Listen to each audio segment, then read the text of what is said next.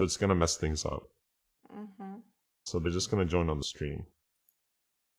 Okay, I'll be back in a few seconds. Podcast thingy and broadcasting and stuff. No, that time we only had team members on voice chat. It's the same thing. What? Okay, I'll be back in a minute. Like the server, the Discord thing, the broadcasting thing, where there's dedicated speakers.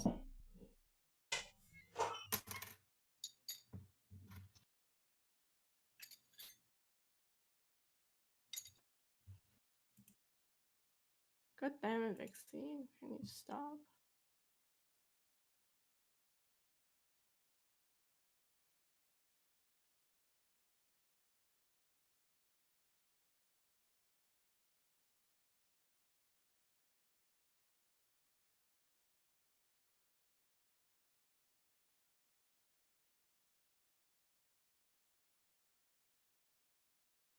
Oh, that's so bad.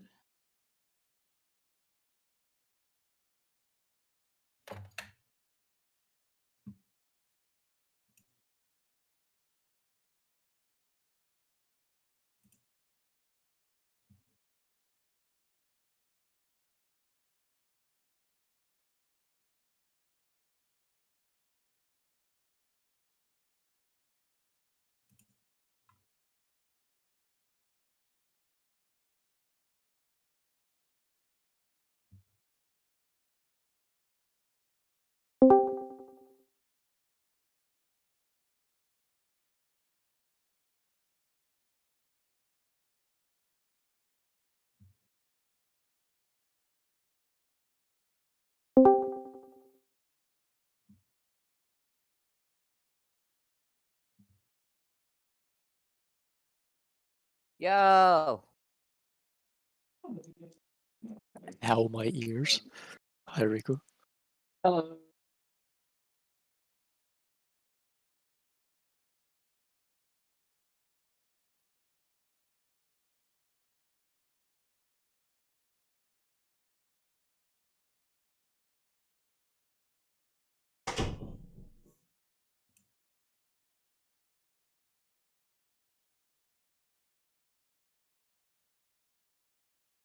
Okay.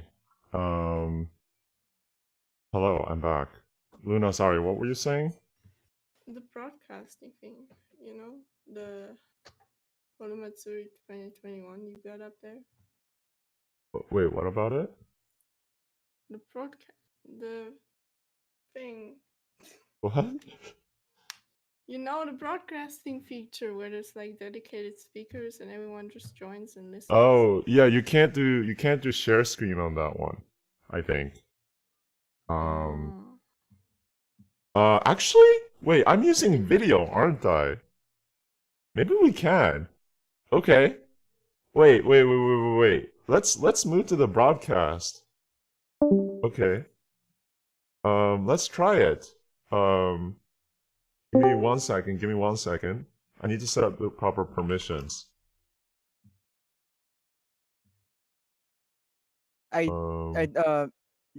Video probably doesn't work there either, but yeah, you can double check. Does it not? If I recall Does it correctly, not? even video doesn't work either. It's like an audio only place. Okay, Yeah. okay. I'm just gonna quickly go check.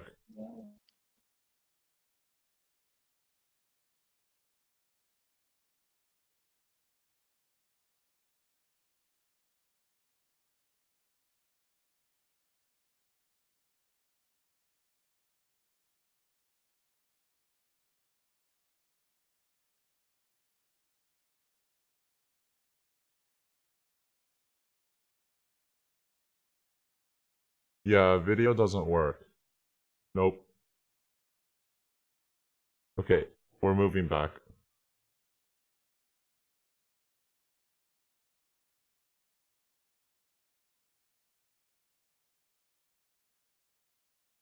Server 2.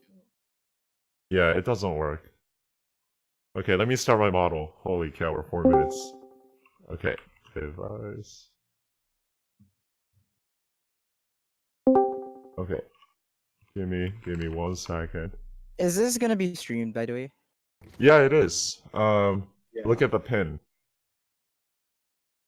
Okay, hold on. We're gonna be famous.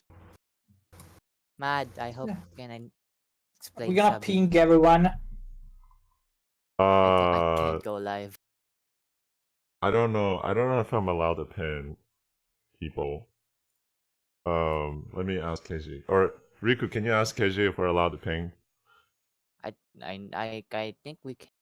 Wait, why do I have permission to ping everyone? I'm not gonna do What? it. But why do I have permission to do it? Well, What? okay, Oh, when I no, say that's ping not good. everyone, when I say Yeah, ping, I have. wait, what? Are we Yeah, I okay have permission to ping everyone. I don't know why. Where? Nice. I think it's because the TL team Here. permissions. So Okay, let me fix Why- that. Why do I That's have not cool. permission to ping everyone? Yeah. Why did you Wait, give me this power? Wait, how do you Wait, have wait, permission why to does ping everyone? Mecha only have the powers? Should I try it? Should I try Oh, it? is it No, the no, no, Japanese no. class? No. Wait, does Yeah, I anybody will else have not, a I will not. Japanese class role? I I do, right? did you give the Japanese class permission to ping everyone? Oh my god. Wait, Riku, can you fix that? I think Keshi made a Which mistake. channel? Which channels? Which channel, Mecha?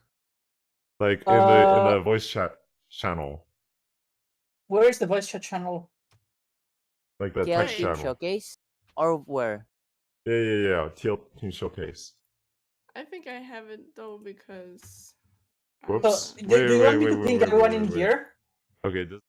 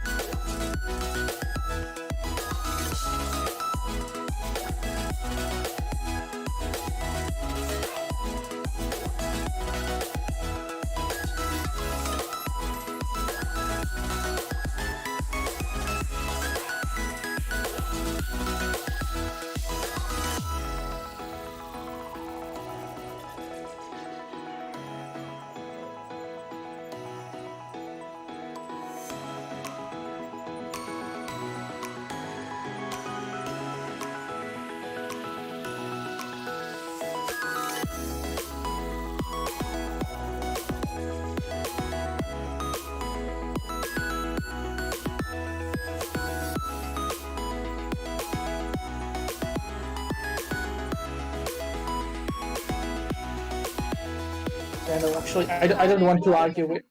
I don't want to argue with No, Supi. guys. Okay. Hello. It is really Hello. early in the morning. Hello. But we're starting this thing. Apparently right now. Wait. Let me go to the right channel. Yo, There we go. Whoa. Okay. Whoa. So we are starting. That was nice. You Wanna didn't see see that? that. You didn't see Can that. you give me the link on that? No. Okay, I saw it. Okay. Okay. So, this stream is going to be super duper casual, but we wanted to explain about how the Hololive Resort Subs team works. So as you can see, this stream itself is very scuffed. If you just saw the lower left Discord chat box just decide to flicker, it's because I'm using a hacky solution so that it works. Just ignore it. Just blink at the same time you see it refresh or something. Wow, see, this is what happens. This is why I said I didn't want everybody in the voice chat, but now here we are. I mean, I guess it's fine. Whatever. Who cares? Okay, let me see if I can make this transparent. No, I can't. Okay, there's this black bar at the top, but we'll just have to deal with that. Let me take off Discord.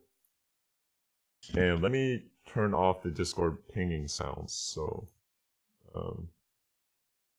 forgot I should turn that off. Okay, cool. We are starting. So... I think you guys can all see this on the screen, but this is our Google,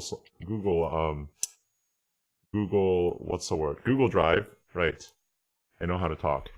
Google Drive that shows about our project files. So right now we use Google Drive for everything. So everybody who's in the TL team is part of this Google Drive, and we work on that. But we're actually trying to make a website just for the TL team to work in. If you're aware, there's something called Nextcloud and Jira. If you know about project management, we're trying to switch to that, but it's kind of a long process. Anyways, we currently use this Google Drive, and we also have a... Where's the Trello?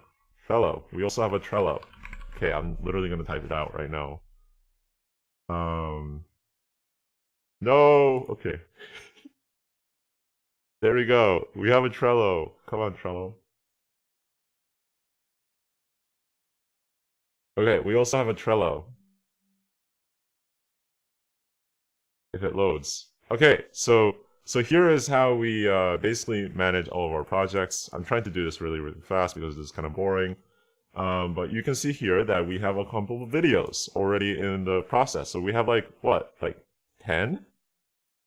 Maybe like 10 or 12 videos currently in the pipeline. A lot of them are stuck on translation check because I was preparing for this and stuff like that. And none of these have been checked, but it's okay. We'll get to them soon. So everything starts with a clip. So first we have to find a clip. So there's a clipper, and then there's obviously translations that happens, right? Translator. And then there's a translation check that happens. That's TLC. And then we have proofreading, subbing quality check, video editing, and then final QC, and then there's actually thumbnailing. So making art for the thumbnail or making the thumbnail itself.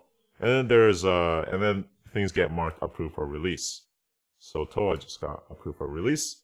I think today we're gonna be using this Toa clip, this new Toa clip that we made. We haven't released it yet, to explain some things about each of these steps. So without further ado, I just wanted to start with translation. So with translation, we have these TL sheets. It's kind of scuffed because we haven't really bothered to update it because we're transferring over to a new platform anyways. But yeah, I think we have a translator here. We have Sam here. I don't know, Sam. Do you wanna? Well, we talked about this before, but do you want to talk about some things regarding translation, like that you keep in mind, for example, when you translate? Yeah, sure. I can mention a couple of things. So, first of all, maybe I'll talk a little bit about choosing clips. For this particular clip, I chose it as a sort of challenge for myself. I'm not that familiar with Tova's content, and I thought the things she was talking about in this clip were sort of on the challenging side. So, kind of wanted to see how that goes. It went a lot of places I wasn't expecting, but also that ends well, I guess.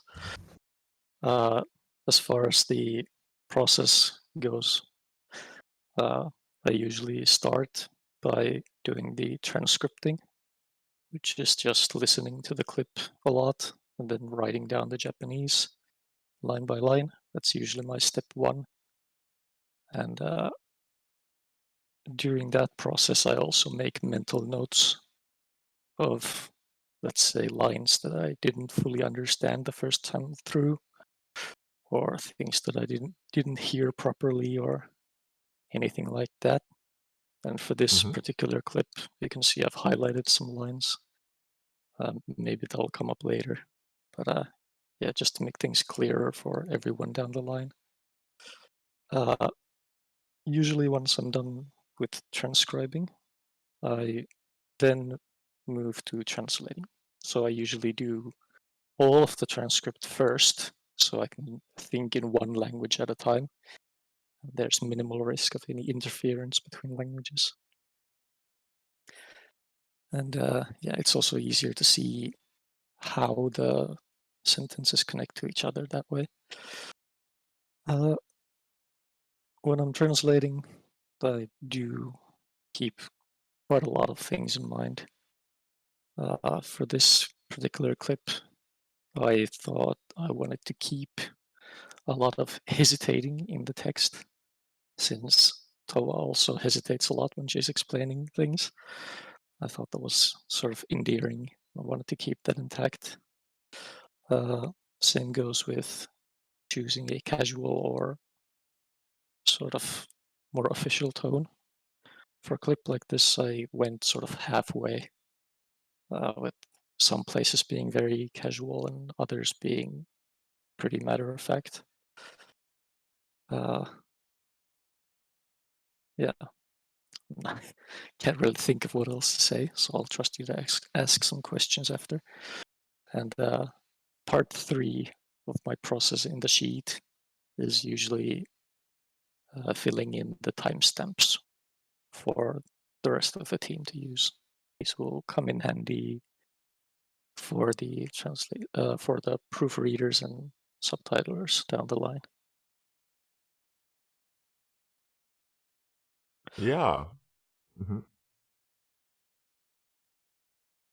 I think that's a good start to an explanation.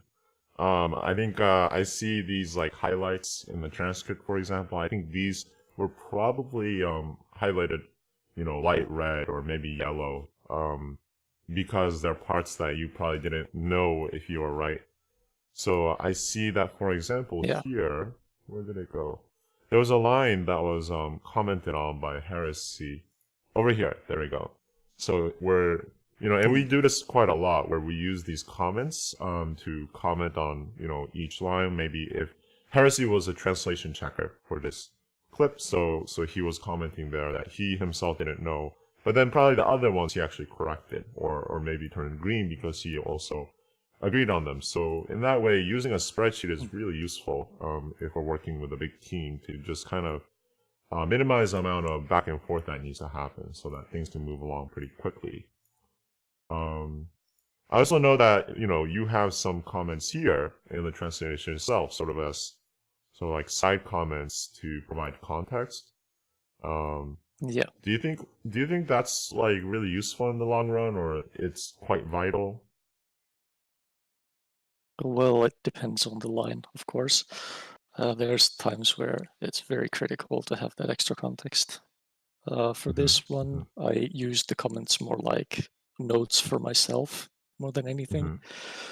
Mhm. I think in most cases, the people working afterwards can figure out the context easily Mm. enough. Mm. Okay. Cool. Do you feel like I know that some people ask about translation, and this is probably my last question before we move on, but some people ask about translating and like think, oh, translating is a great way to practice my whatever source language you're using, right? In this case, Japanese. Or so like they'll say, oh, actually, if I practice translating, I can get really good at Japanese, or this is a great way to practice my Japanese. What do you think about that? Do you think that's true? Yeah, I think that's definitely true. Although Mhm. there is a caveat. You have to have a fairly high lore level of Japanese knowledge before it becomes like truly useful, I feel like. Unless you really pick your texts carefully. Mhm. There's some forms of translation that can be useful to practice on, even if you're, let's say, N4 or N3 level. I definitely used to do that. I think that's a good point. Yeah, I would also agree that like translating could be really useful to practice your source language, in this case Japanese, but in order to translate, you need to be pretty good already. so I think that there's a diminishing returns if you're not as good, which is unfortunate. Like ideally, if everybody could translate with a very basic level of understanding of the source language, that would be great. But obviously, that's never going to happen, right? So it's only starts to become helpful at a certain point. So yeah. Yeah. Okay, cool. Maybe we can move on to proofreaders because I know Meika has to go. Maybe it's already time. I don't know. But so after translating, what usually happens is a translation check and a proofreading stage. But I might talk about translation check in a little bit. Maybe we can talk about proofreading first. Yeah, I mean, there's just make sure to explain that translation checking needs to happen before we can go on to proofreading, because proofreading is basically just making sure that the English we are using for the translation is grammatically correct, and and that basically it flows properly, and it vaguely, at least vaguely, matches the length of the original Japanese line. So sometimes it happens that whenever we translate something, it ends up being too long. So we need to rework the sentence to make sure it, like, for example, if you have like a 3-line sentence when a character is only saying like 2 words, it would look very badly if we kept it on screen for too long. Or maybe like there's like, we have 2 sentences. The first one is just 2 words and the next one is very long. And if you translate the first one in like 3 lines and keep it on screen for like 2 seconds, then people won't be able to understand what's being shown on screen because it will go away too fast. So actually, let's see if I can show this, what I actually do. Mm-hmm. Am I allowed to stream something? Sure. If you stream something, I'll try to bring up on screen. I'll try. Let's see. Let's see. Okay, so okay, Yeah, let me capture your screen. Hold on. yeah. I'm just opening Okay. one of the projects I worked on. Yeah. Okay. Give me a minute. I need to finagle some things. Don't worry, I'm already. I can like setting it up already. Okay, so Why is this so scuffed? Oh, someone hit the translation at proofreading columns. Okay. is it working? No, it's not working. No, it doesn't seem to be working. No, just like I'm seeing the void on your screen. Okay. Okay. Oh, I can kind of see like a line. I think you need to uncollapse that. I guess. Yeah. Hold on. Ah, there we go. Yeah. Okay. Oh yeah, that's scuffed. Okay.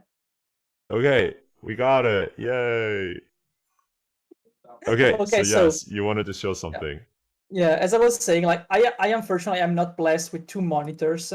So what I do is just I keep open everything, just disregard Telegram and things. I was preparing for something. So I just keep open the sheet I need to work on.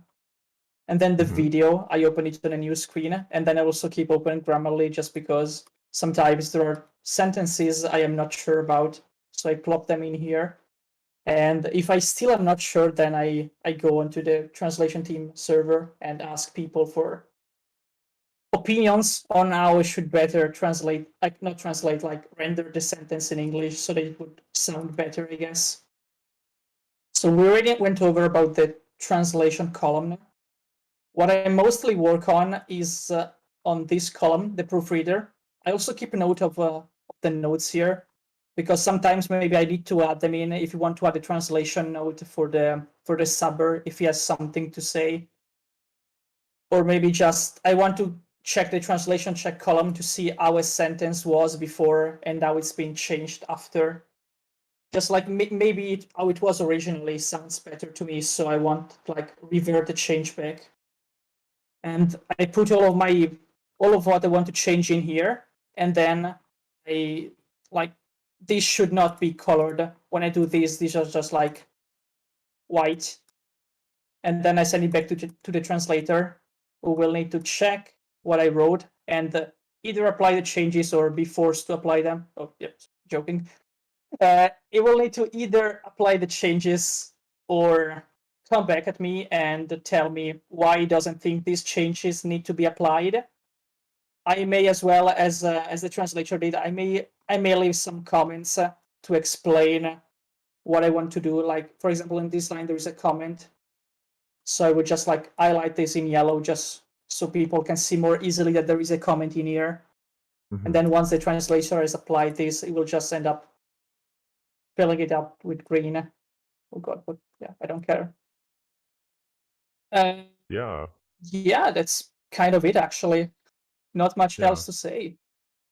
So you basically make some comments in there, and then you work with a translator to approve of those comments, and they get turned green, and then they get applied to the translation column, right? So the actual column that gets constantly updated is the translation column. Yeah, there's actually the Yeah. guide as well. Do we actually have a link to the guide on our drive?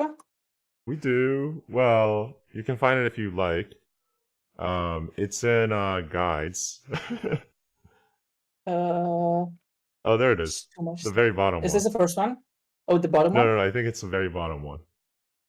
Oh yeah, because I think it's basically the same for our the Hololives and Resistance. So Yeah, yeah. yeah, You want to explain this is about the guide? basically this is basically the guide.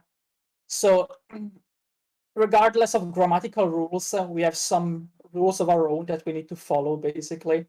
And in this guide, we try to highlight some certain case scenarios where we want to do specific stuff. So, for example, we're talking about ellipses and other punctuation, or like Mr. with dot with a full stop instead of one without, because we are following American English standards. So certain things need to be different from, let's say, how you would find on a British English book, I guess.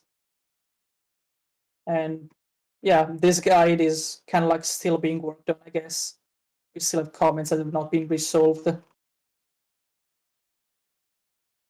Yeah, I so the guess guide that's is it. yeah, the guide is definitely ongoing. There's like this to figure out section that we didn't think about at the very beginning. Oh yeah, I just noticed this. Yeah. So that's to be decided, but that's fine. Yeah, I guess that's it for me. Okay. Unless someone has any question he wants to ask, or unless Yeah. Kay wants to add something. Hey, and do you wanna talk specifically about this video? I can bring it up actually. The video, I mean. It's been quite a while, actually. Just checking if I didn't mute myself. Yeah. So wait, hold on. So the video, I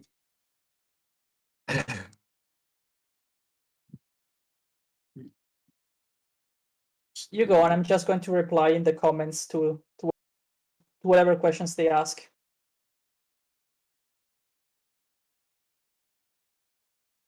So I give the Toho video two passes. One was Uh-huh. for looking for punctuation, because at the beginning there was a lot, and I ended up focusing on that. So uh after I wrote all the punctuation stuff, uh I talked a bit with Sam on comments I made.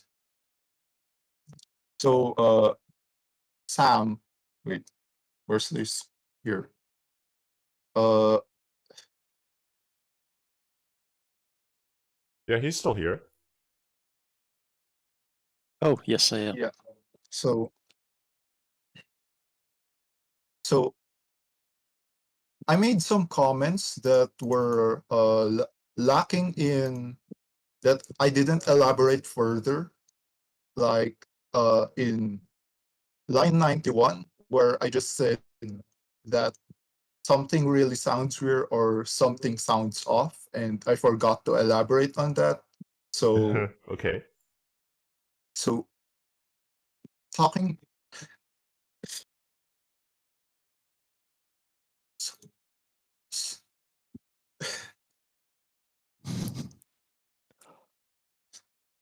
Hello? Yeah, that was wait, oh, is your yeah. connection okay? So I explained to Sam the comments that he brought up, and hold on. I mean, I think there's a lot of conversation that happens between the translators and the proofreaders, right? Yeah. Because, like for example, like Meika sort of knows Japanese. Well, okay, I don't know if sort of is a good explanation, but I can Meika read does. it. I cannot Yeah, understand yeah, it when spoken, but I can read it. So yeah, exactly, right? But then, KN, you don't know Japanese, and so you're actually blind to, let's say, the transcript, I for don't. example. That's over here. So like, but actually, like I've often said in the team that that's actually really good that we have some proofreaders that don't know the Japanese and are blind to it. So like, I think in the conversation between, for example, like you and Sam here, for this clip, there's actually some interesting, and helpful conversations that can happen when we're trying to make, each line sound better, right? So this line sounds kind of weird. So what is better and what is acceptable, I think, is a conversation that happens, right? Yeah. Yeah, I solely look at the English because I can't read the transcript or listen or understand if I try to listen to the raw clip. Yeah. Yeah, exactly. Yeah, are there any specific things maybe about this clip that you like kept finding, or maybe something interesting in terms of the proofreading stage that you had to deal with like multiple times or anything like that?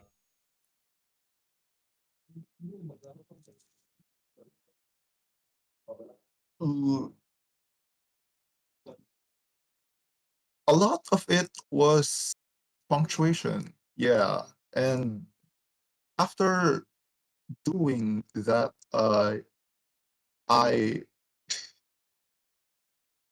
I looked at it a second time to Mm-hmm. look for for ways to make it sound a lot more natural. Like, Mm-hmm. s- yeah. Yeah, Oh, yeah. sorry. Like this line here, I don't know if we can see what the line was beforehand because it's been corrected. But definitely, Right this is click, this. sell history. Right click, sell history Oh, to show you right. how they were before. Go edit history. Oh, Oh, there we go. Oh, super useful. So let me see what this was before. So this was all of you who like my singing, please listen to it a whole lot. And then this got rewritten to all of you who enjoy my songs, I hope you'll keep listening to them. So that's like an example of where, you know, the translator may be tired at this point. I mean, that's honestly one thing that can happen. Another thing is like, you know, when you're just thinking about the Japanese, you might not be able to think creatively about how to write it. And so it might sound really awkward like this. Like this does sound clunky, right? All of you who like my singing, please listen to it a whole lot. But then the proofreader can come in and actually reword it without changing, you know, the main spirit, which is what I call it, but the main like points of the translation. I think there's like a fine line between translating and rewriting. I don't know if you guys have any comments on that, but I think it's a really interesting conversation to have. What is rewriting and what is translating? But yeah. Okay. Any other things you want to say, like any of you, in the translator to proofreader section, maybe translation checkers? Even if you haven't worked on this specific clip, if you guys want to say something.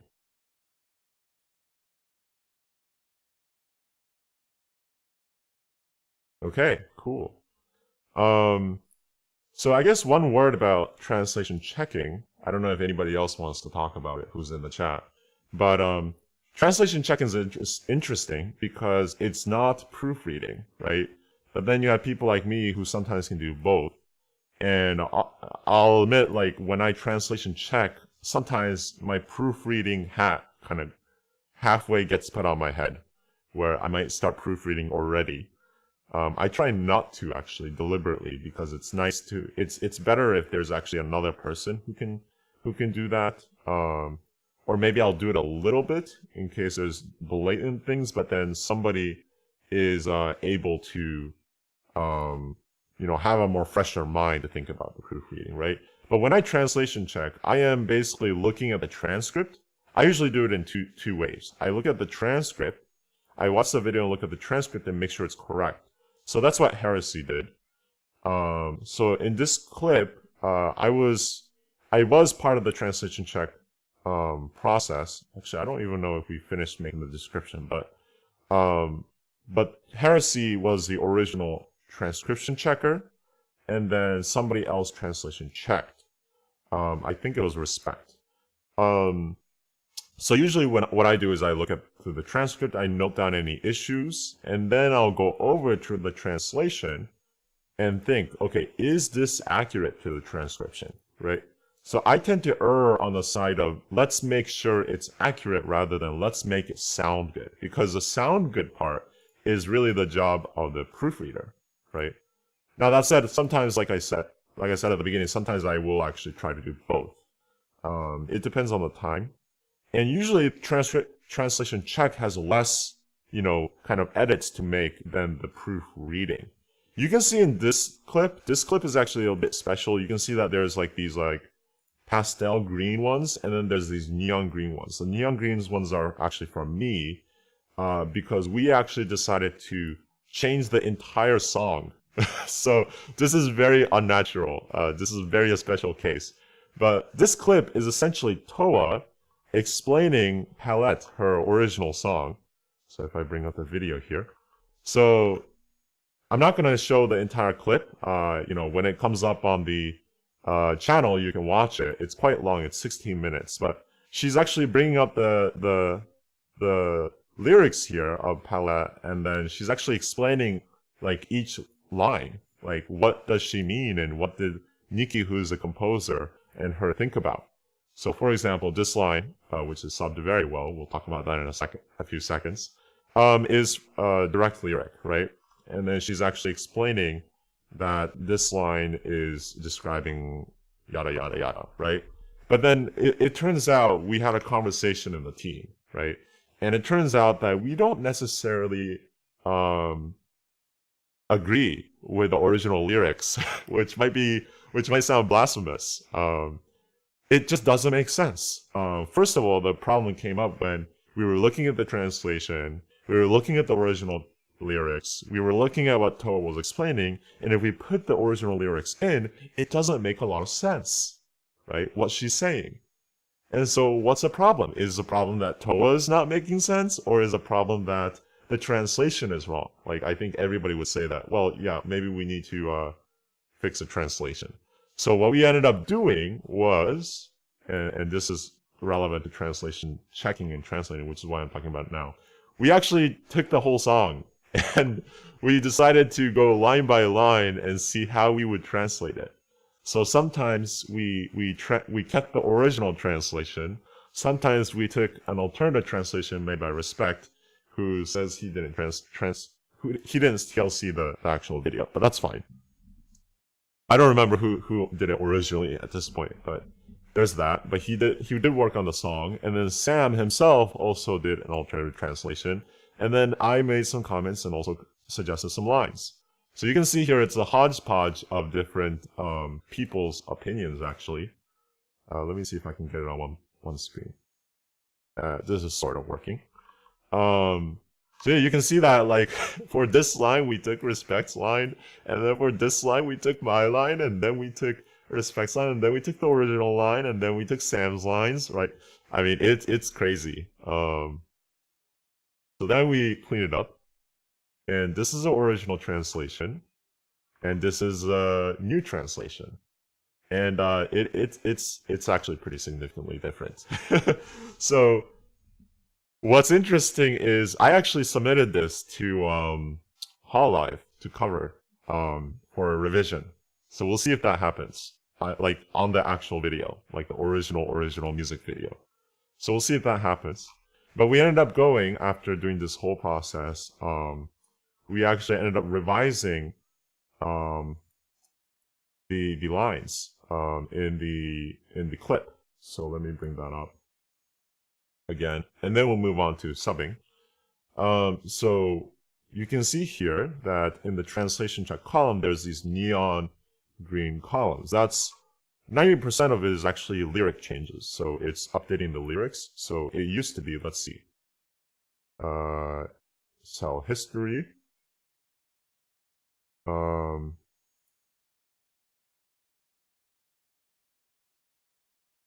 Yeah.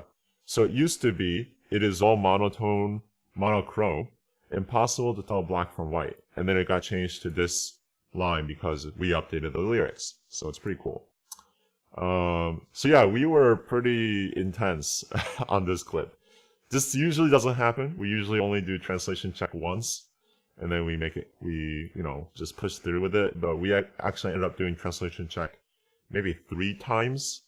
Once before subbing ended and once after subbing ended. So it was pretty intense. We went through multiple revisions for this. One thing that what happened was, which is interesting that I didn't think about originally, was when we changed the lyrics, we actually had to change certain lines that Toa's saying, because to make it more fluid proofreading, or to make it clearer what she's saying, or keep it vague, in other words, right? So, for example, this cell, I think, went through a couple of revisions. Yeah, not this one. Maybe it was, oh, here.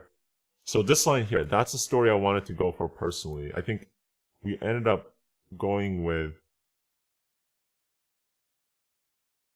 wait. Yeah, we ended up going with this one, sorry.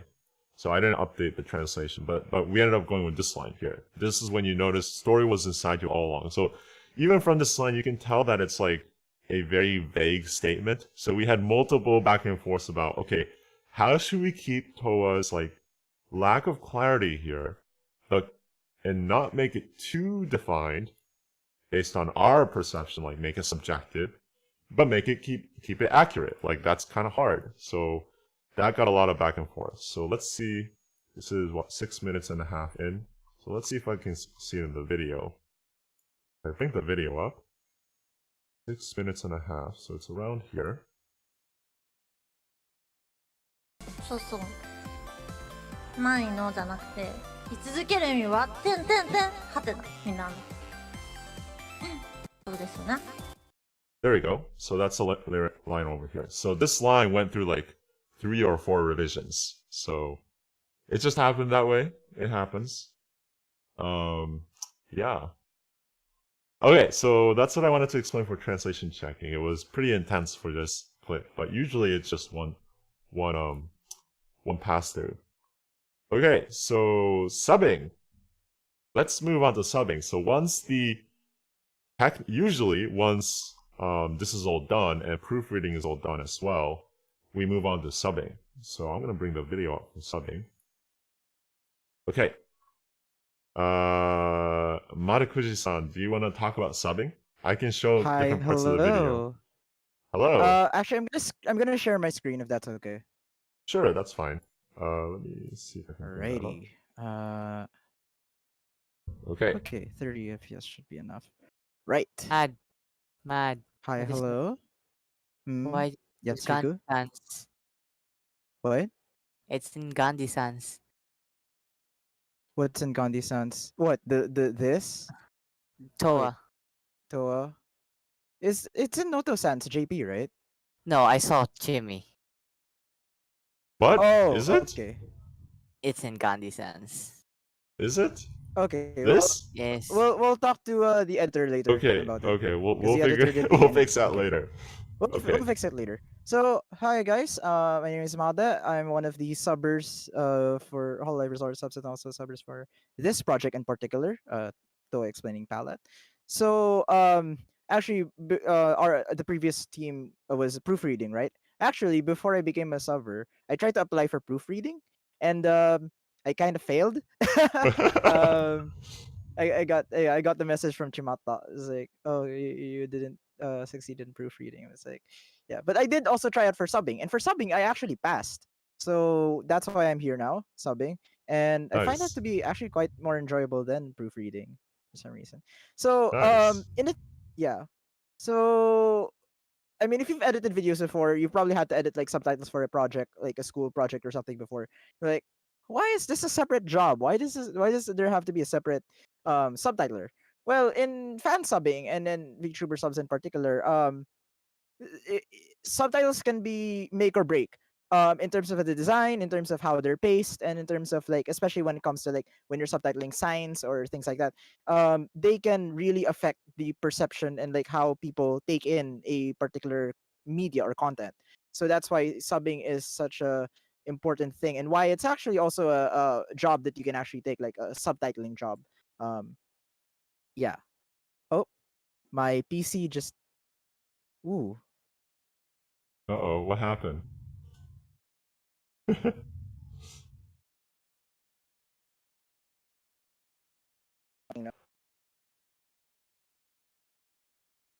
Hello.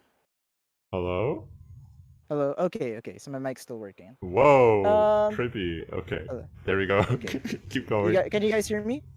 Yes. Nice build. Okay. Yeah. Yeah.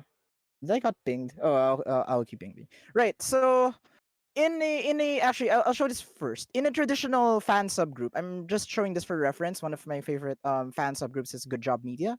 Ooh. If you know, a particular VTuber subber also originally came from this group as well. Wink. Mm-hmm. So they have different roles called, TLC encoder, etc., etc.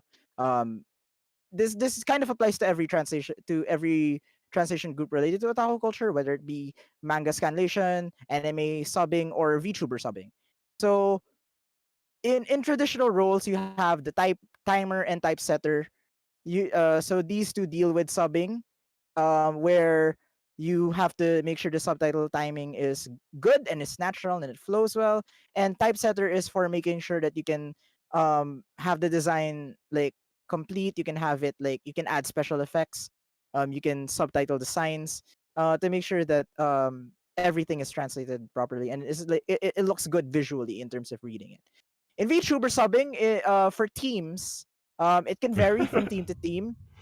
This is one of the one of the funniest things I see I've seen. Like, so for example, like here in Hololive Resort, we have subbing and subbing QA, In Aonahara, it's kind of the same. You have subbing, and then you have just everything passed into final QA. Kawazoi, it's you have sub timing, sub import, and etc.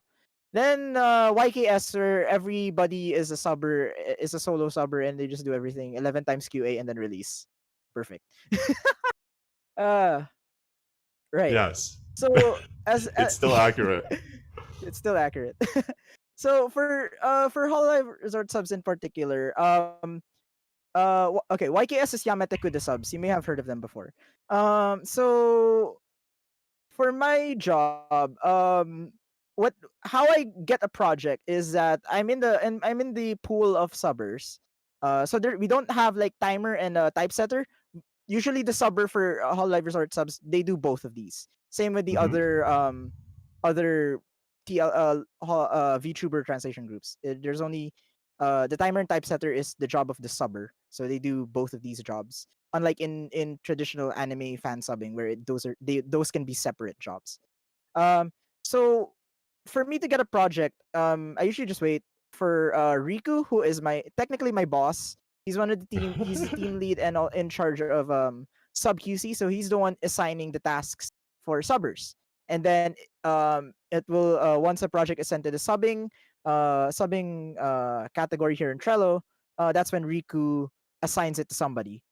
Mhm. Yeah, bossing Riku. um, Right. So then once I get the job, I'll assign myself to it. So for example, to explains palette, I'm assigned to this job here. I don't know why nobody else is assigning themselves here. So for this one, because it's such a big project, it's a 16-minute project. This is a special case. There are two subbers assigned. So I'm only one of them. The other one is Potato. Potato did one half of the sub. I did the other half. Um, so Mhm. you may have seen this sheet before. This is the sheet that you guys saw earlier with the translators and the proofreaders. Subbers also have access to this one, and this is what we're going to be using to put the subs onto the video. Um, right. So once everything is assigned, like this doesn't happen normally, as the case with what happened earlier. This is a very special project, so it's not often that we get like two subbers on the same project. It's usually just one. So another project that I did before was the Noel recommends who to sim for, aka like one of the most upvoted Reddit subs. Yeah, I So don't know I how that also did happened, this and but had to yeah. do. We don't know how that happened. So we also I was also in charge of subbing for this and had to do special effects for this one in terms of subbing. I can't pinpoint which one. I think it was Uh, I think it was there. Yeah, yeah. yeah, I'll have to Around I'll there. explain this in more detail later. So Mhm. yeah, once we're assigned, so I did the second half. Potato did the first half. So I was working on my second half, and this is what it looks like. This is the software that we use for editing subtitles. It's called Agisub or Agisub, whichever you want to pronounce it. Professional subtitlers and fan subbers use this program. I've actually been using this one before I joined Hololive Resort subs because I used to edit um like finished fan subs personally for my own personal use, like because like in fan subs, right, especially with karaoke subs, like they put out this first release and then by the end release, let's say something like the opening is different, like the opening lyrics are different because it's updated now and the translations are crystal clear in comparison to what it was in the first episode. So I was like, oh, I'll edit the first few episodes as well, to make it like consistent. That was for my own personal use, and now I managed to use it for Hololive Resort subs. So this is part two. I start off from 8 minutes in. That's my half. And then I just bish bash bosh. I just do the subs. So I look at the. I usually have a multi monitor. I have a two monitor setup. So do I have the photo here? Why is it? Okay, it's in my Discord testing ground, right? Why is it not Oh. open? So this is my setup. So I have the subbing here, and then I have either a checklist or the sheet on my second monitor, and then I put the lines in one by one. So I'm going to go back to Aegis up. Okay, so this is what I was working on from the start. This is the first file. This is the first, yeah, and everything here is where do I even start with this? So subbing is you take the line that you got from the proofread from the translators and proofreaders. Remember when Sam said that like you have to put timestamps into the text? This is Mm-hmm. the reason for that is it's for us subbers to keep in mind where the lines are, so that if we ever need to go back to a line that's proofreaded or like needs to be edited again after subbing, we can go back to it. And also that we know that, oh, okay, this line goes in this time, this line goes in this time. So and then we'll adjust it from there. So for example, let's say I'll do 0 seconds to 3 seconds. This is what it looks like, right? I'll go into Aegisub and then I'll find where that speech is. So let me just, ooh, okay. Where is, sorry? So let me just change my window to Aegisub. Mm-hmm. Right. So this is how it is, right? So I'll play the video. になればまた次のね曲も Oh wait, no, this is at the end. こんな感じですね。 That's where the line is, right? This one. So what I'll do is I'll mark the start and end points, and then I'll listen to it to do a double check if it lines up with the Japanese. Now, I can't understand Japanese, Nihongo ga wakaranai, but I can read hiragana and katakana. Uh-huh. So, let me just zoom in a little bit. So there's a sign that says konna, and then I know that and ends with the ji desu ne. This is what it looks like. So I'll match that up with how it is in the actual file. So こんな感じですね。 right. So that lines up with exactly what it says on the sheet. So what I'll do is I'll put the line in. こんな感じですね。 I'll add the lead in and lead out. What is a lead in and lead out? It's the time before the actual speech. And you need that because, as Riku told me, the eyes are kind of slower than the ears. So you need some time to, or something like that. You need to make the eyes like catch up, so that it's in sync when you're reading it, when you're receiving it with your senses. So add a few milliseconds of the few hundred milliseconds of a lead in and lead out, just to make sure that it's natural flow. And then I'll add so this is the text, and then I'll add a styling. I might do different things before, and like I don't have a proper sequence for this. I just do whatever. Right. So next is like the styling. How are fonts supposed to look like? How is the subtitle supposed to look like? For that, we have a I'll switch my screen again. This is so weird. We have what's called a subbing guidelines. This was made mostly by Riku. And it has everything subbers need to know about how to make subs and what the process is in Hololive Resort subs, and like how should it look like, how should we time it, and what to do in certain use cases. Like for example, you guys remember the proofreading guide and the translation Wait, guide you're earlier? We sharing. have our You're own sharing. subbing guide. I think you're sharing the wrong screen. I am okay. Yes, I am. I'm sharing the wrong screen. There we go. There we Sorry. go. So you guys had to see that. So this is the subbing guidelines. So it has the table of contents. It has everything that we subbers need to do our job. And also, if you're planning to join Hololive Resort subs, this is the first thing that you're gonna see if you're planning to sign up for subbing. You have to learn the guide. So things like shortcuts. I don't use shortcuts that often, but it's there just in case I need it. So here, typeface guidelines. So I also have some experience with graphic design, so I kind of know this shit already a little bit. But like things like what font are we gonna use? Because like the channel has its own fonts, like a style that we chose, right? So in terms of like font size, border size, colors, shadows, yeah, and what to do in certain use cases, margins, alignments, yeah. So I'll go back into Aegisub and I'll show you how that actually looks like in a proper sub. Um, right.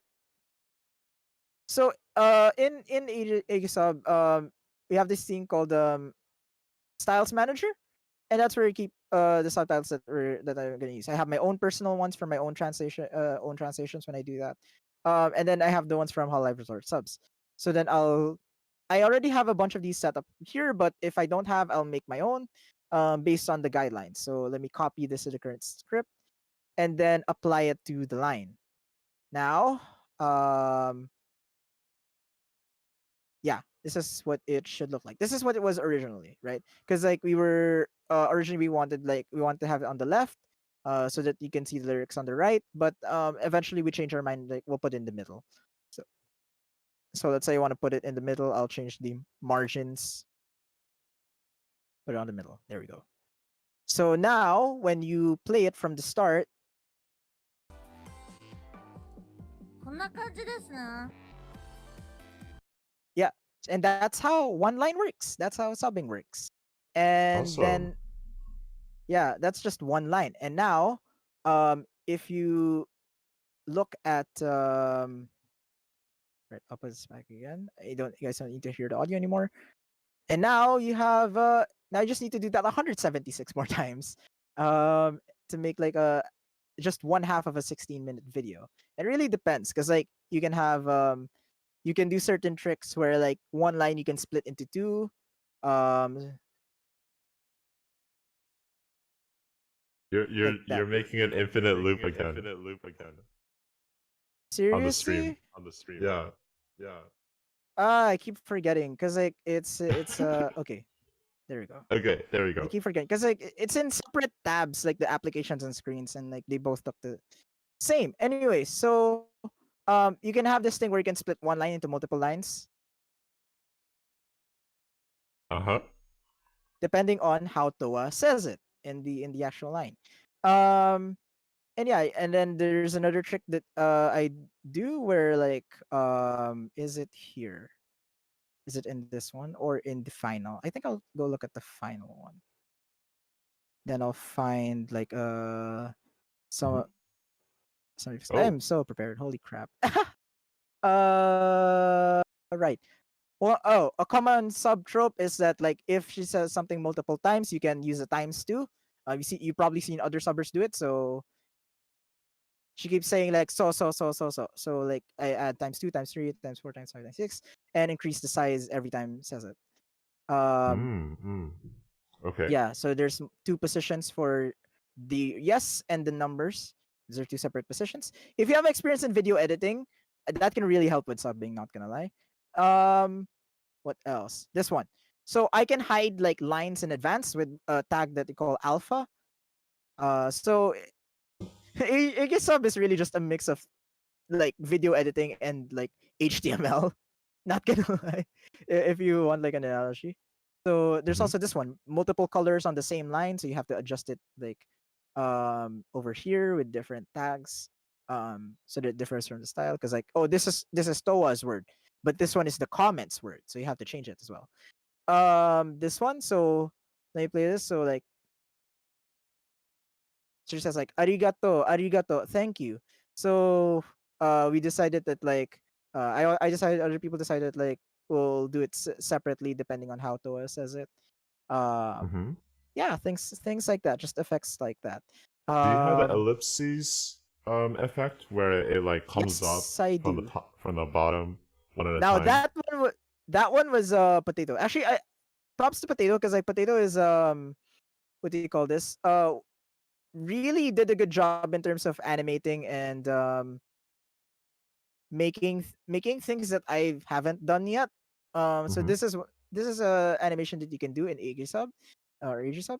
Uh, so gosh, I need to switch screens again because if like I you- don't like Mhm. how like in if you're using a screen you can't use what do you call this? You can't use audio. So there we go. You guys should now see the final file. So for example, but rather what is your reason to say, and then like she'll say 10. Right. So let me play that. ないのじゃなくて、居続ける意味は、てんてんてん、はてな、になる。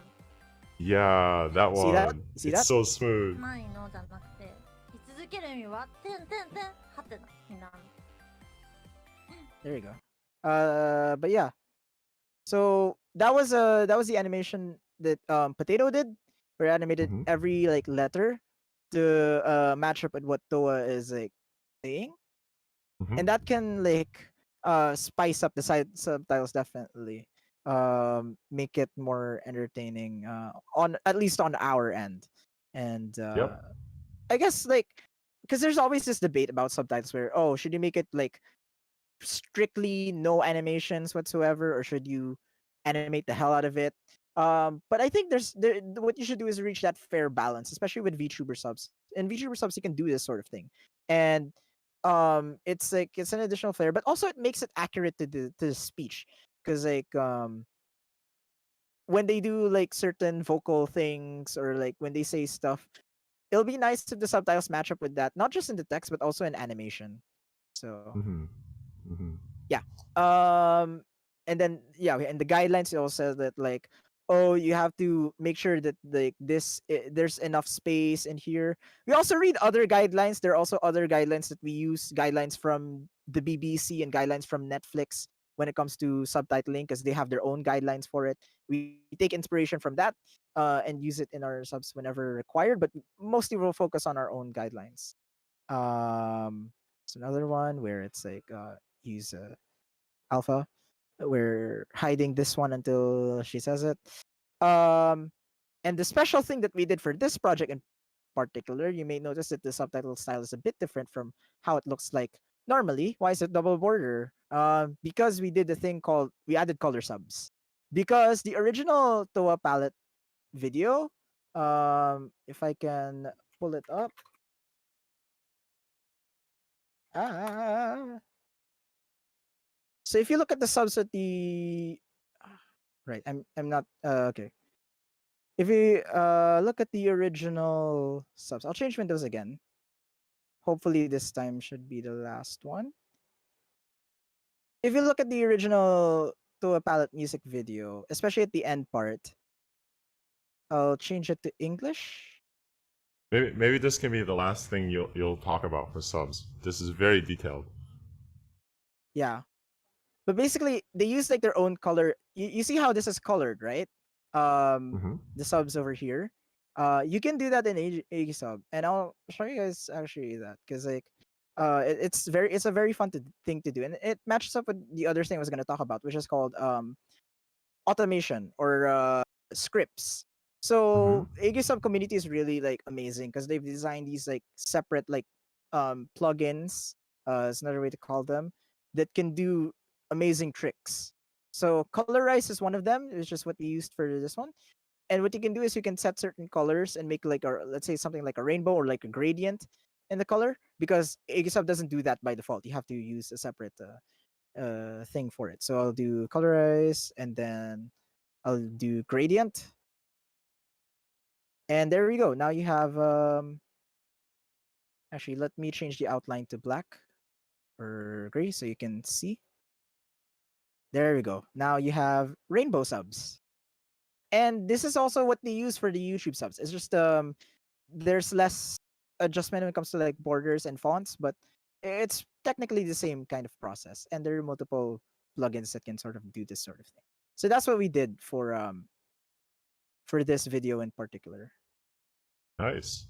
And yeah, what else? So once my half was done, I sent it over, and then I had it checked for what you call sub QC. So this is where Riku comes in to check if I didn't fuck up. um make sure that me and Potato didn't fuck up. So this is where like we get our own like, oh, you did this wrong, oh, like you should adjust this and that.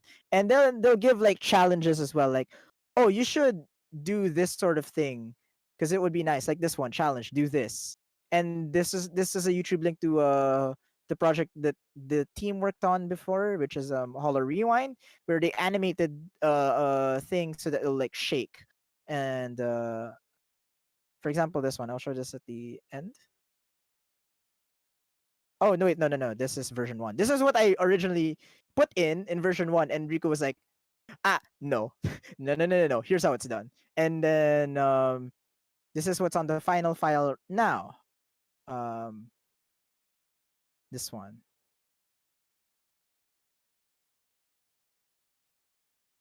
You see how it jumps up and then shakes and then goes back down? So yeah, that's what Riku told me to do, and I tried to deliver on that. So Nice. yeah, me and the potato were given our own individual sub QCs on the same document. Of course, it has error, but it's okay. um, yeah, we'll fix those errors. Yeah, And that's fine. yeah, Cool. That yeah, was super duper yeah. So detailed. Awesome. yeah, Awesome.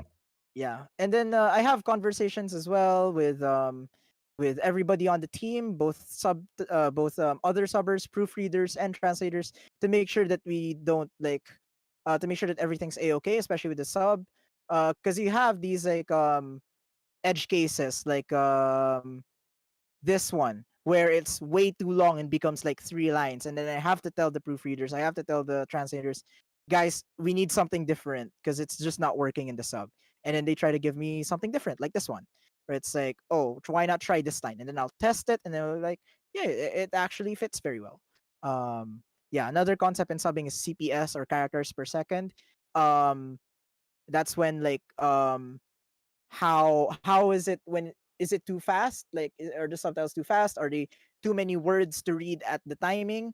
Because like if it's too many words to read, it just becomes like a mess, and what ends up happening is the viewer suffers, and we don't want that to happen. So yeah, Okay, that's why we have great. these conversations in place, Great. and then we merge the Awesome. file, and then more proofreading and blah blah blah. So yeah, that's basically it.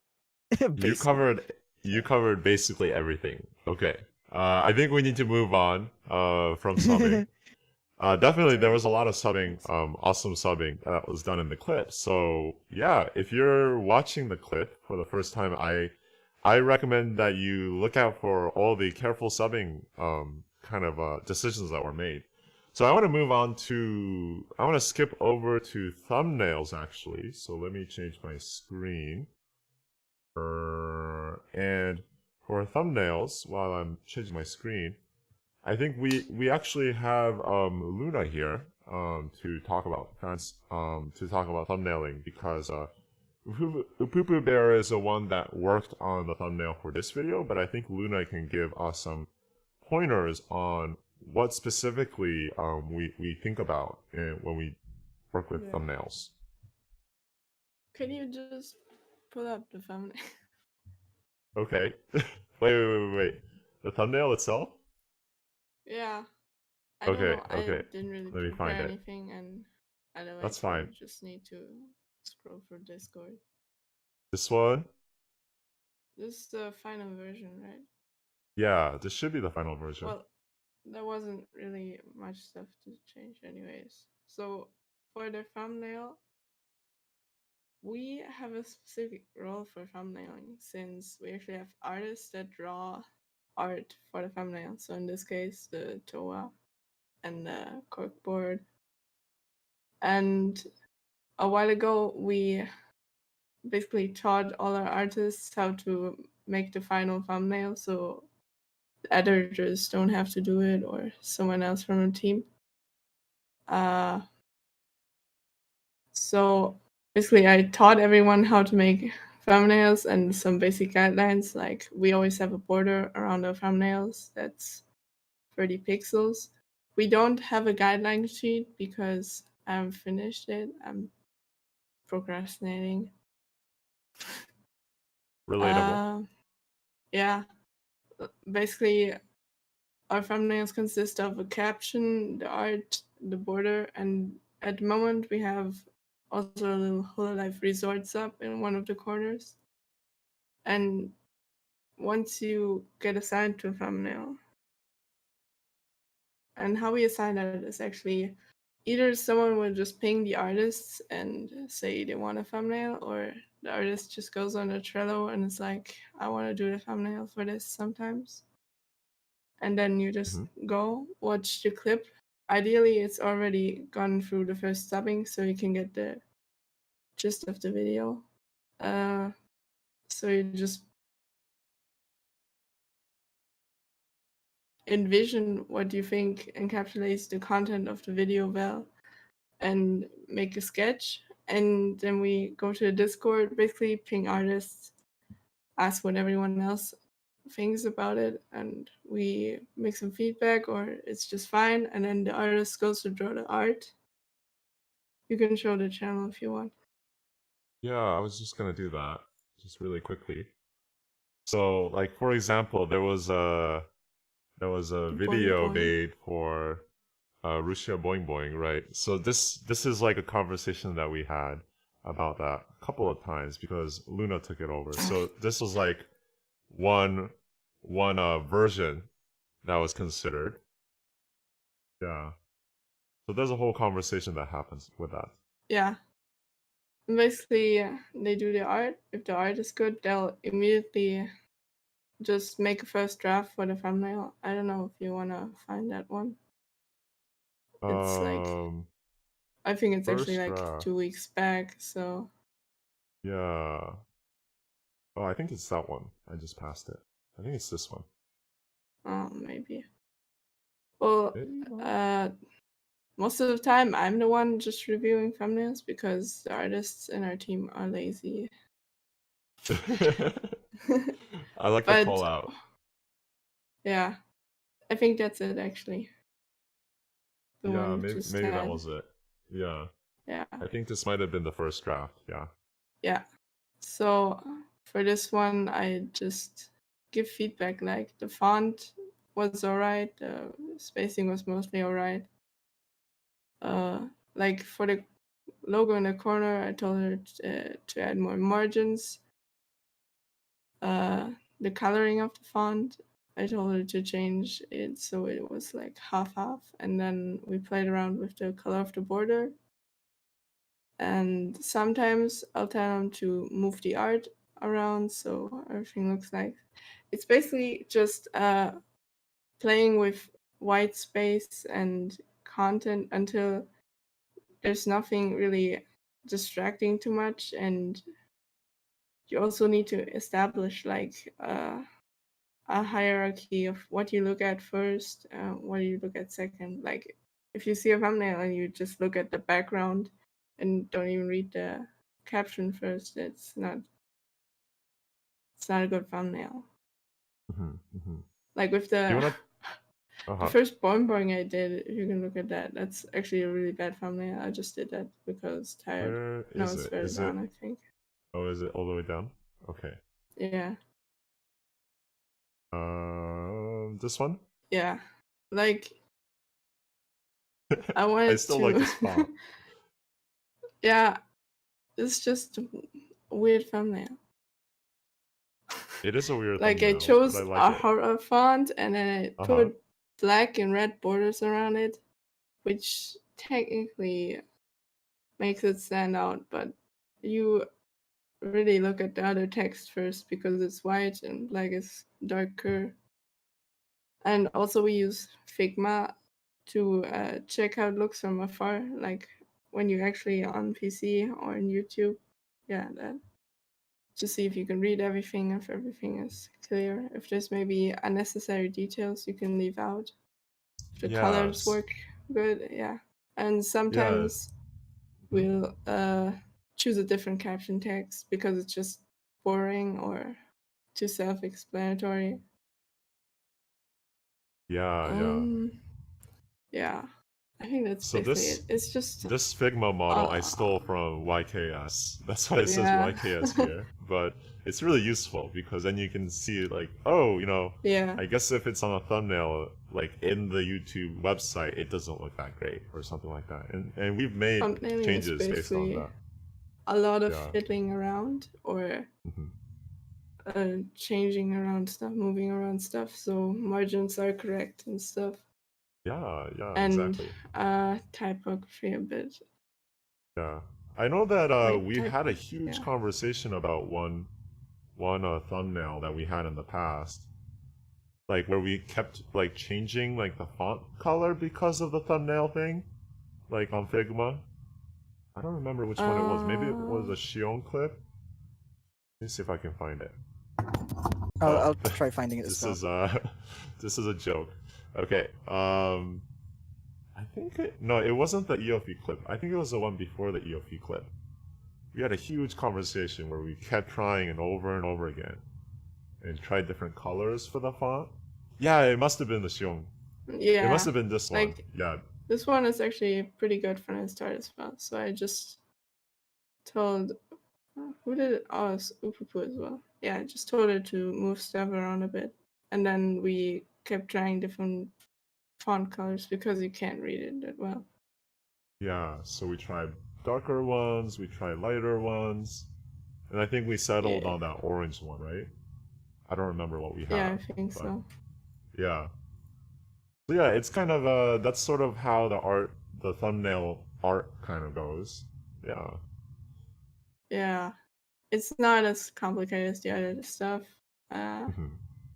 I don't know. Do you If wanna- Mhm. if we weren't making our own art for videos, I don't know if it really would be necessary to have a sub team, but we're also trying to do the animatics kinda. Yeah, So the should I bring artists have that up? other stuff to do. I But can that's still offer work you in some time to progress. think about that. Yeah. Yeah, So it's just oh, this is behind the scenes pictures. yes. Do you want to It's just explain what we're kind trying to of make hard here? since yeah, we're just making a short clip. I think it was Raine and Marie. Yeah, and she's Uh-huh. teaching her some Indonesian. Indonesian? What's even the language? I don't know. Indonesian? Is that what you're Yeah. trying to say? Yeah, Okay. it's Yeah, basically yeah. just It's a cool idea. I that right really now think because I'm busy. Uh-huh. But yeah, it's basically I- just drawing, getting feedback, drawing again. It's pretty simple process, just time expensive. yeah. I mean, I think it's a really cool side project that the artists are trying to work on. Yeah. Okay. Cool. Anything else? Well, there's also like technical stuff like how to get fonts, how to style fonts easier and quicker. Like with Mhm. Photoshop, I don't know what it's called in English. It's like a settings thing, and you can do a whole bunch of typography stuff with it. And if you don't know about that, you're gonna take like 4 hours for one outline. I don't know. And Like then font stuff choosing like this? fonts. Yeah, although we stick to like mostly a couple of fonts. Mm-hmm. Oh, what Yeah. fonts? I like big blocky fonts, non-serif. I definitely try avoid lemon like milk really instead. thin fonts, like the fonts that are here in the upper left corner. Like I wouldn't Yeah. want to use those because you can't read those unless you have like a plain white background. Right, So right. you just want big bold fonts that you would see like maybe newspaper headlines, stuff like that, since you want to actually be able to read the text. Right, right. Yeah. Yeah. Okay, Vexy is wrong. The standard is not Comic Sans. That is not the font we use. I think it is Lexi's standard. Okay. But I Great. will hit him. Okay. Okay, great. That was a good explanation of the artist. Yeah. Usually the thumbnailers, the thumbnail operation will probably start, right when the subbing is about to end, because once the artists have a video to watch, even if it's not fully edited, then they can get an idea of what the video is supposed to be, so they can get like a tone or a mood that they can work with for the thumbnail. Okay. Yeah. Great. Thanks, Luna. I don't know if Vexy maybe wants to add some stuff, but that's pretty much Sure. it for me. Vexy, do you wanna add some stuff?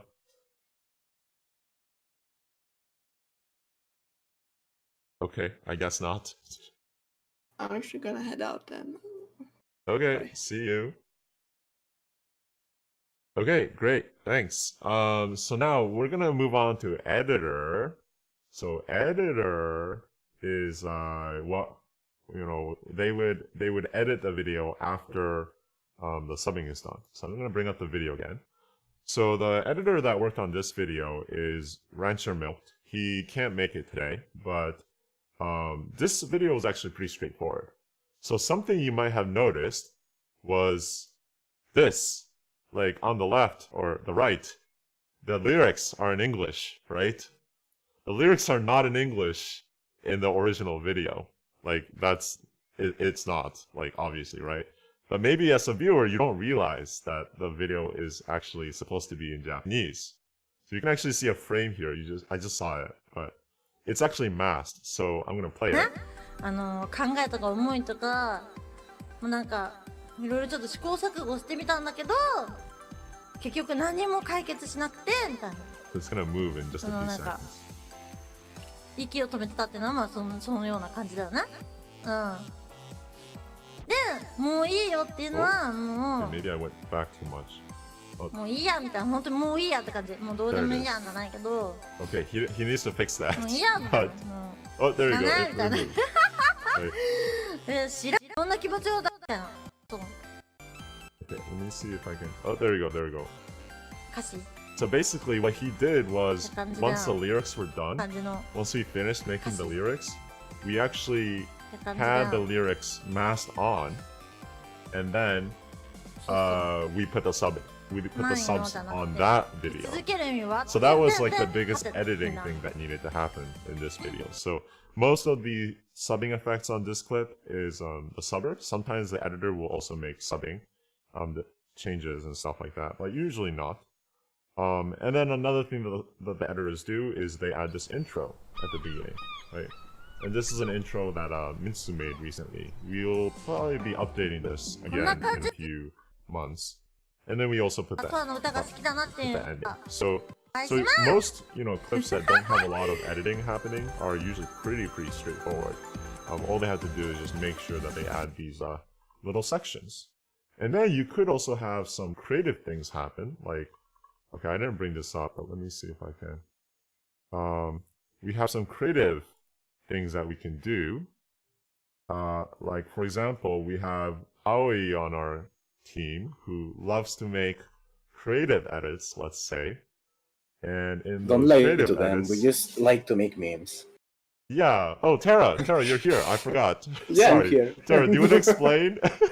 Do you want to explain about some other things that editors can do in terms of creativity? While we Yeah, bring up in the side of Aoki's video? creativity, it's, Aoi's video? yeah, it's pretty much like for editing, as Chimata was explaining, we like to make stuff like maybe add some hints like those made posted it in the Discord. But for example, Noel was talking about cats, dogs, bunnies, referencing Okayu, Korone, Pekora. And for example, we have some influence on, like, we tell the subber, hey, can you make the cats the color of Korone to put the Korone picture on it? Then the dogs in brown for... I actually messed up the names, didn't I? The purple for Kayu, the brown for Korone, and the blue for Pekora. Yeah, it's in that video. Is I it think. somewhere here? Think remember. so. I remember what you're talking about, but yeah. I wonder where it was. If not, you can just show the Discord chat. Maybe just post about it. Oh, you're I'm in the wrong video. Screenshot. Okay. You're in the wrong video. Yeah, Yeah. it's on the screenshot. This one. But Okay, yeah, okay. usually the editors, like, we take the job of make the video dynamic, but also maybe give some, yeah, it's on there. Yeah, that part. Make some things that VTuber explains more visual, stuff like that. We also sometimes like to play around a bit with the subs, but usually at least I try to get the meme edits to a minimum, because, well, the meme edits on the This meme is edits. Aoi. Yeah, that one was just made for that. Yeah, it was made with a lot of memes on purpose, wasn't it?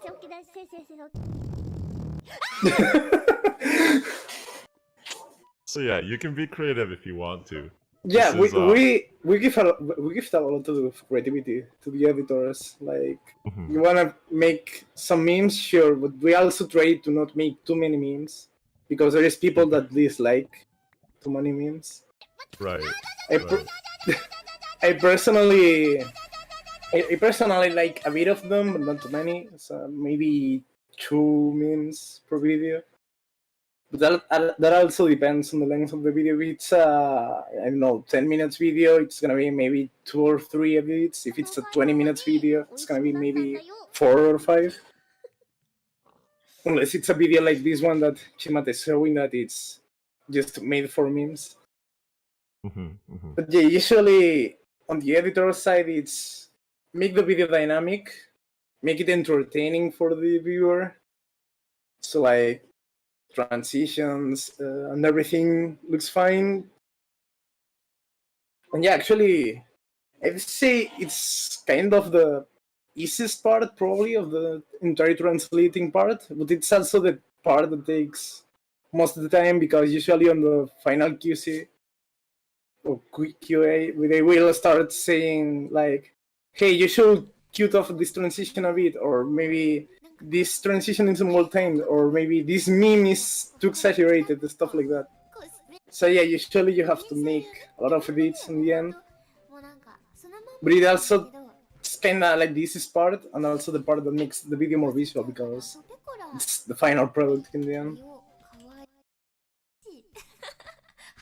Yeah. Yeah, I do sometimes say it during QC that a meme is sometimes too much or something like that. Respect, do you remember what edit was made in this video? I remember it was brilliant. I just don't remember what time it was. I think this was also made by Aoi. Remember, she fixed there's an edit in here that's really subtle, but actually a really good edit. At the start? Oh. Okay. Yeah, for me, this would be the best beats, like the one that are subtle. You can still notice them. That's the kind of edits I do too. I usually only do maybe some fun stuff with subs, like animated subs and stuff like that. Or maybe zoom ins. I don't usually do much because I like to keep the focus on the main video, not the memes. Right, right. Which is also been like a debate. The Guras there. Oh, there it is. There it is. Yeah. Yeah, so those kind of little subtle things might be okay, depending on like the tone of the video, right? The tone of the video changes everything. If it's like a serious video, obviously you don't want to make memes in it or whatever. But if it's like lighthearted or obviously a comedy section or something like that, we might put in more memes. Yeah. I think another one I wanted to talk about was in Holo Rewind. Do you remember the one that you did for Nene? The subs? Which of them all? The Super CEO one? I really Oh like yeah, that one was really fun. I enjoyed making that one a lot. It was when So Super this Idol one. CEO was born, and I was Yeah, told yeah. like, "Hey, can you animate the subs?" And it was, "Yeah, sure." I love that part. Yeah, so this is actually all done in editing, not subbing. Yeah, It's that so was made complicated. on After Effects. Yeah. Yeah. So this is another thing that editors can do as well. Yeah, I really like this one. Yeah, when there's Okay. stuff like that, maybe the VTubers saying a lot of stuff like this, Super CEO, you want to make it like very visual, so it like adds up to the video. Yeah. This though was all done in Aegisons actually. This Yeah, is probably one of that the one most was made by- complicated things. Yeah, that was made by Riku, right? Yeah, was I think Riku the one Riku of made the this one. Yeah, Yeah, it was like, this is crazy. did you really make that? Oh yeah, that part, Jesus. Yeah. Yeah. What I did there is I manually aligned it, everything. Yeah, you did this frame Every by frame. frame, right? Wow. Yeah, this that's is one. crazy. Did you use Mocha to track the little bar? I tried, This but one? it fucked up. Cause Smoker said, no, I tried, so I did it manually instead. Wow, that's crazy. So this whole section. Yeah. Rico, you could. It took me like 2 hours. But It's this only is 2 me going hours. frame by frame. Yeah, I can tell it's Yeah, manual. it is. It is. Yeah. Yeah, it is manual. Yeah, I'm it's going kinda frame by scuffed. frame right now. It looks really fluid. Wow. Yeah, when it's in motion, it's really fluid, and it's still fluid here. Damn. Yeah. Okay, but yeah, Like, that's the I kind of tried things that. mochaing it, and it's Uh-huh. not like working out like I supposed to. Like, fuck it, I'd do it manually. I see. I see. Cool. Cool. Like I said, editing is kind of the easiest part. It's just that takes some time. You have to be kind of Mhm. careful because it's the final product. Right. Right. Yeah, make it Awesome. look good. Pretty Mhm. much. Okay. Does anybody else want to add in anything for editing? Okay, then I'm gonna keep on going. Okay, so that's editing and a little bit more subbing. So then usually what happens, oops, wrong screen. Wait, which screen? Which screen am I supposed to show? Hold on. Oh no, it is this screen. Okay, okay. So usually after this, what would happen is that, sorry, once the editing is done, the subbing is also usually done. So there's a step called a final QC. Final QC. So what that shows, and actually, Made already showed parts of it, but there's this file. Where'd it go? There's this file called a QC file. So this is a QC file, and we have some QCs, and we're thinking of employing more QCs soon. I say employing, nobody gets paid. But yeah, anyways. And in the QC, what happens is we'll go through and make all sorts of comments, like proofreading comments, rewrites that we think needs to happen, maybe even editing comments, and stuff like this. And they all go in this document and they get corrected. So that's sort of the one last stage that happens before a video is released. And just a small point, and this is the last point that I'll make, is that we also need to know what to put in the description. So we will usually make this file called the meta file, and this is essentially, right, like, this is for the Toa video, it's not ready yet, but we will essentially fill this out, and that's going to be what goes into the description of the video. So yeah, that's basically all the steps. Wow, this took like 2 hours. I didn't think it would take this long, but I hope if you're watching, you appreciated all of this chat and a lot of detail about every single stage of this process. I'm buying for time in case somebody wants to speak up and say something or add something in. Yes, we do have to bring the Toa video back into editing QC because we noticed those frames. That's why it's not released yet. But it is pretty close. We're very, very soon. Yeah, I'm not gonna say hit like and subscribe. I'm not gonna say that. You can go subscribe to your favorite VTubers instead. That's better. Okay, does anybody else want to say something or have something to add to this conversation? I'm gonna show the Discord.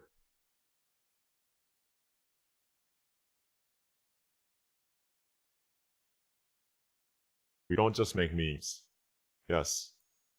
I think transitions are a good point. Sometimes there's multiple cuts in a clip, and so it's really jarring if they're just there. And so sometimes we'll make little small animations or something like that. So if you look at, for example, the recent modern video with the painting of Russia, there's actually a transition little animation that we made.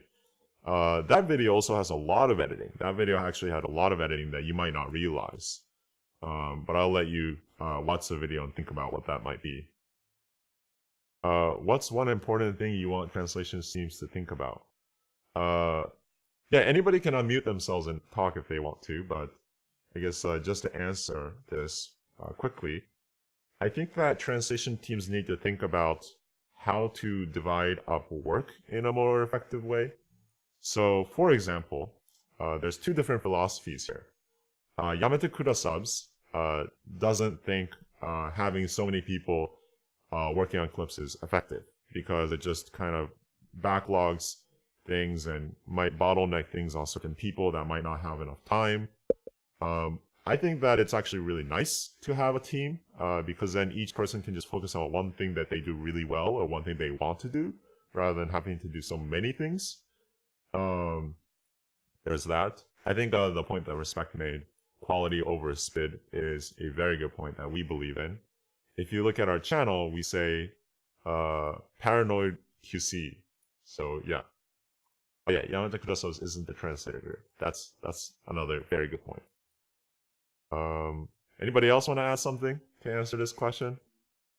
I kind of want to answer this question because I've had experience before working in other teams, not Sure. just Hololive Resort subs. So before joining Hololive Resort subs, I joined another VTuber translation team, and it was horrible working there. Not gonna lie.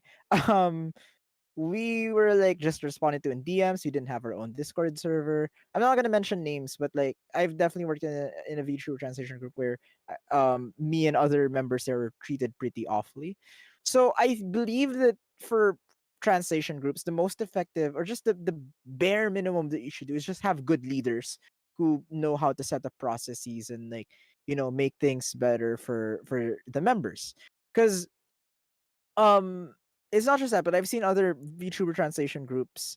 One in particular that has like a very what do you call this? They probably have like really good people working in there, like good translators, subbers, editors, and etc. But when the team leader is a bit of an asshole or like they make horrible decisions, that can affect not just everybody on the team, but also the entire channel in general, right? So I'm glad that in Hololive Resort subs we have amazing team leads like Shimata, like Riku, and they help us make way better videos that we would have done ourselves or with other teams.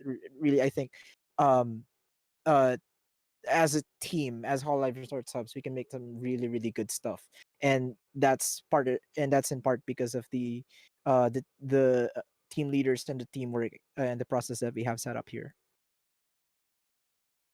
Wow, that's super wholesome. Thanks. Tete, if you had to Oh tell no, a my model newbie is one starting thing, to. What? Go ahead. uh, I think the answer to this is if you want to do something, do it. If it, like, don't be afraid to ask for help because I'll be gladly to teach you. Actually, before I have all my subbers currently lined up, like most of them never touched Age sub before, and I just beat him up into it. And then now we have people like Soup, and then like Potato and stuff. Yeah, like yeah. So I also want to say that you can apply for joining the like HoloRes anytime you want on any position. There's just gonna be a test. The difficulty depends on the position you're going for. I'd say the easiest one is subbing because even if you have no experience in subbing, like I can provide really good feedback to teach you like a lot of stuff because like it's kind of weird. Like I've only have 1 year experience of subbing, but I've been dictating uh people who have been working with AJ sub for like 2 years, 3 years, and 5 years and stuff, and it's kind of weird. Okay. Thanks for those comments. Anybody else? Just to add on to what Riku said, I am basically the exception. Yeah, most of the subbers really have no idea that AJ even exists because usually they'd probably think like most people out there would think that oh you do the subbing in your video editor, which is how I did it before, but like then I learned about AJ what do you call this? I guess the advice I kind of because like Havok was asking in the chat was asking what if you had to tell me one thing you think is important. Just be open-minded to learn new things, because those new things will help you out in, even if you're just working in one part of the video, or like one profession in particular.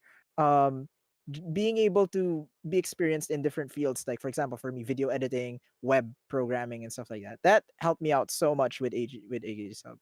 Or just creative direction, I took like a class on that, and that sort of like helps me out a little bit when it comes to thinking up of ideas, especially when it comes to things like these. It's a video, you have this free reign and free space to express your ideas, through subbing, through editing, and make some really cool stuff out of that. So yeah. Yeah, awesome. Okay, so we have some text replies in the chat as well. But yeah, I think that's pretty good. I'm wondering any other questions? I see a guy on the YouTube chat too, if you want to ask a question. I am watching the chats. So okay.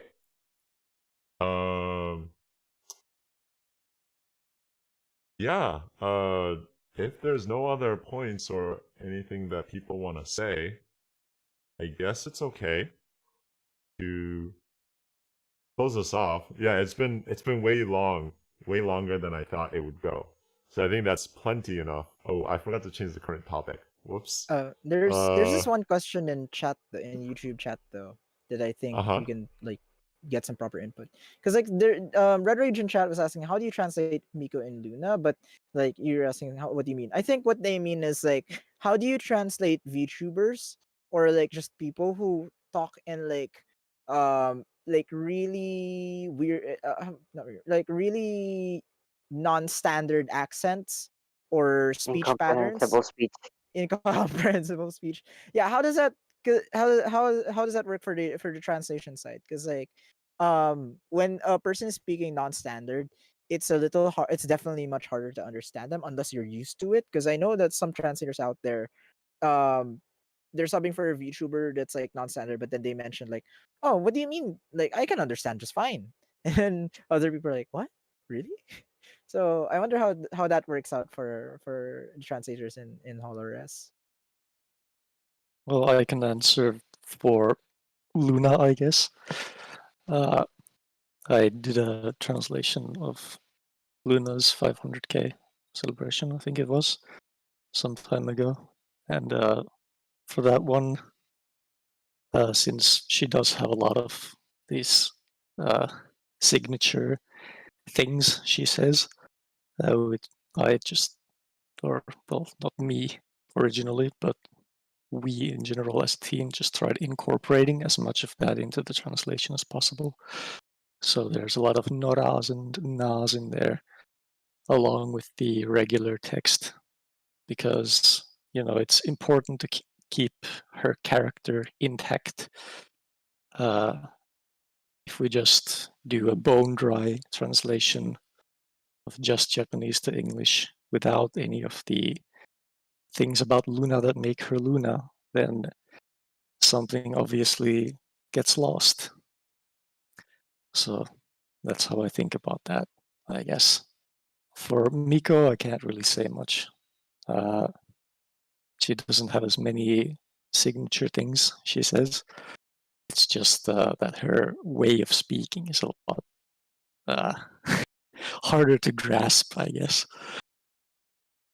But yeah, that's my point of view. Yeah. Okay, that makes more sense now. I was just confused with the question. I'm bringing up the video that Sam is talking about right now, and you can see that, for example, right now on the subs, there's a Nora attached, right? And we do intention as a so there's a hotly debated controversy in the fan subbing community with including honorifics. I don't know if you guys have heard about this, but usually in fan subbing groups, or it used to be, I don't know anymore, but they release two versions of their episodes, one with honorifics and one without honorifics, right? So honorifics are things like kun, sama, sang, or Oni-chan, right? Like stuff like that. So they released one version where it's kept and then one version that's not. So the Noras in Luna's translations, for example, are an example of that. And for us, we actually have a standard where we actually try to keep those as much as possible. If it can be incorporated in the grammar as much as in a very fluid way, that's great, but it doesn't necessarily have to be. So that's sort of how we deal with it. I like translating Luna, so one thing I can also say is that Luna tends to do stutters a lot. So you might have seen on screen like some stutters that she had, especially in this video, because she was so surprised. She has a lot of stutters, like for example here, right? So in that case, it's a lot of work with the proofreaders to make sure that it is standardized, that it's correct. Wow, my voice is dying. So that's basically what happens there. There's another example here for Luna that I think is really cool. In Holo Rewind. I think this is probably my favorite clip in all of Holo Rewind, actually. This one, the Metroid one. The Metroid one, it was a very, very interesting idea, and the original translator for Luna here, which I don't remember who it was. Let's see. There's a sheet over here that shows it. While you're doing that, it's okay if I add other stuff as well. Yeah, sure. Right. So, especially when it comes to translating Luna or just any person speaking non-standard Japanese, translators, when they're working on a project, when the translator is working on a project, they're not alone. We have like a dedicated chat for translators, and like you can, and also other people in our team who can help out with deciphering things that probably a translator can't catch very well. So they'll say, "Oh, what is Luna saying here?" Right, and other translators do that as well outside of Hololive Resort. And also, what was I gonna say for Luna in particular? Right. So, for example, with Luna, right? There's the we also try to look at the how it's done officially, like official subs.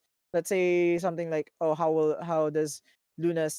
is this translated by official, like let's say Hololive staff, and especially in their in their translated videos or in Holonograffiti, the translated anime. We'll look at how their translators did it and take inspiration from that as well from time to time and see if it works on our end. And yeah. Yeah, that's a good point.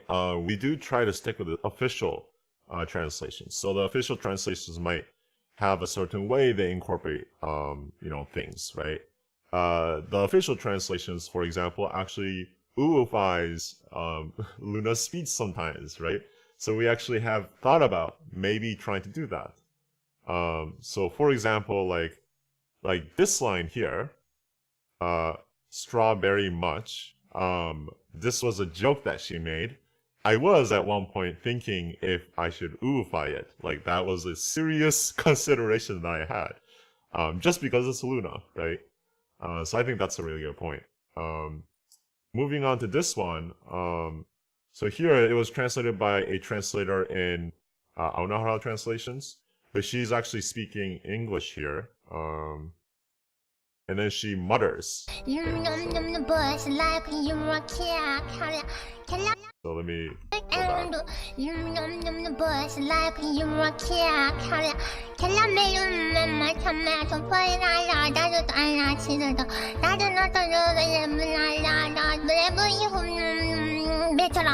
Okay. Yeah, so this is a Luna moment. But originally, the translator was like, why don't we just, do we want to make this katakana, right? Do we want to make this like, not katakana, like Romaji stuff, right? Because she's speaking English, but it's not really English, right? So then what do we do? And after talking about it, we thought, okay, let's actually put in the English as much as possible, but it's grammatically incorrect, right? And then let's do this like gibberish thing here. And so this is subtitle that Summer put in, right? And let's make it like let's make it a wipe so that it wipes through, right? So instead of showing it all at once, it actually shows it one word at a time. So these are all like considerations based on the speech pattern of the speaker, in this case Luna, that we consider that affects subbing, for example, right? So that's why I wanted to show this, because sometimes you can convey the spirit of the speech using various effects. So yeah, this is kind of a Luna moment, but it's also a really cool, serious example of that. Yeah. So with that, do we have any other questions? I need to go soon. I'm really hungry. And yes, we do have JP class in 10 minutes. I just wanna echo what Respect is saying in the chat. Like you get used to the accents. It's not uncommon to come across unusual accents in daily Japanese speech. And that in terms of language structure, Respect mentions that translating language that rely heavily on context into languages that don't is the hardest. So you can say one word in Japanese, but you have to explain an entire sentence in English because English lacks in-depth context and inferred meaning. So, like, yeah, you have to take into account like these little translation quirks that, you know, when people say like, oh, this doesn't really translate well into English, you have to find a way around that because you can't just leave it as is, unless like there's literally no other way around it. You have to creatively think your way through these like translation like real difficulties and challenges. Right. Yeah, okay. Great. Okay, we have run out of time. Like, we have completely run out of time. So thanks everybody for coming. Thanks for listening as well. I hope that gave you some interesting insight into how a translation team works. That was way more detailed than what I thought it would be. But yeah. Lastly, I guess I just want to end up with shelling some things about our team. So if you go to the Hololive Resort server, there is a channel called Help Wanted.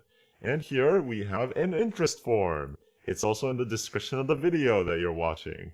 So if you're interested in joining, please join. We need everybody, except for proofreaders. I think we have enough proofreaders. But yeah, so if you'd like to join, please join. I hope this was really helpful, and have a nice day. And if you're going to JP class, I'm gonna delay it for 10 minutes so that I can actually get a break and eat some breakfast. Okay, bye. See you.